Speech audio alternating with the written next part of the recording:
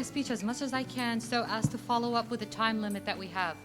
Support Nonprofit was established back in 2018 as a nonprofit law firm for advocacy and assisting people who are in need for legal assistance but cannot really afford for legal fees.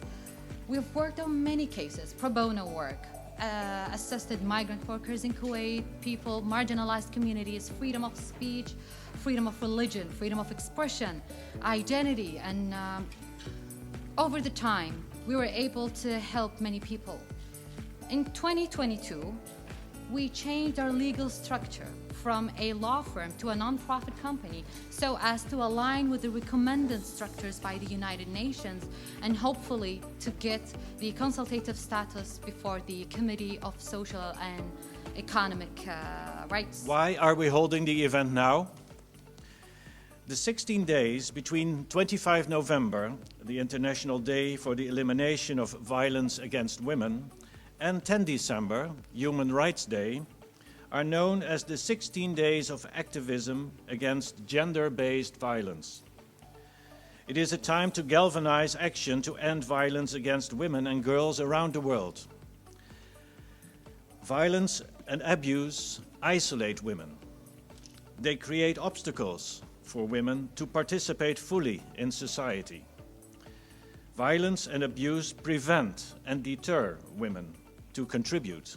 Violence and abuse prevent women from participating, from contributing to society. And I'm not only I'm not referring to hard violence, as I would say, but also to the softer forms of violence that are regretfully widespread, like prejudice, bias, or being ignored. Also, a lack of recognition. So, for example, the UN has declared that 80% of people who are displaced by climate disasters are women.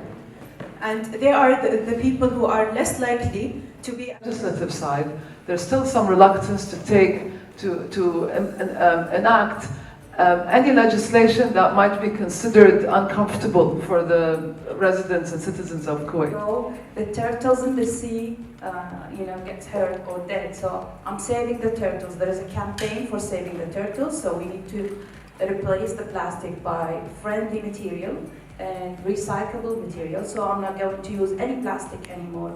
And at home, I have the segregation waste, the recycle waste. It's a habit. So if you start from home, if you start with the kids, with the children, those kids will be our leaders in the future. So this type of culture will be promoted.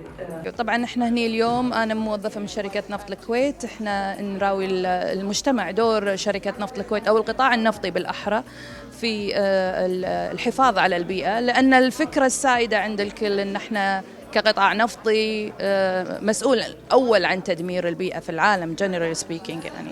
لكن هذا الكلام خطأ، لأن احنا عندنا استراتيجية وعندنا أهداف، ومن ضمن أهدافنا واستراتيجيتنا هي الحفاظ على البيئة، وعندنا initiatives كثيرة وobjectives، أهداف كثيرة نسعى من خلالها إلى الحفاظ على البيئة. ولذلك كان دورنا اليوم هو توعية المجتمع في دور القطاع النفطي ودور المرأة في الحفاظ على البيئة. شركة نفط الكويت أخذنا إجراءات صارمة وفعلا نجحنا في تقليل انبعاث الغاز من 17% من سنة 2005 ووصلنا إلى 1% فقط في 2017 ومستمرين على كذي. أما الاستراتيجية القادمة اللي هي 2050 تهدف إلى نت زيرو فليرنج، اللي هو زيرو فليرنج، ما راح يكون في فليرنج للغاز أبداً. بالنسبة حق كلية الكويت تقنية، أحد أهدافنا المحافظة على البيئة والاستدامة، فإحنا ندعم هذا النوع من المؤتمرات، خاصة إن إحنا نعكسها على الطلبة. Valued peers and members of our audience, and thank you for joining us today for this very important occasion. Now allow me on behalf of KTEC and the Embassy to thank the audience for being with us today. Your contribution is crucial to the Hague Talks. I'd like also to thank the international audience who joined us live. Thank you everyone for being here, and we see you in our next Hague Talks event.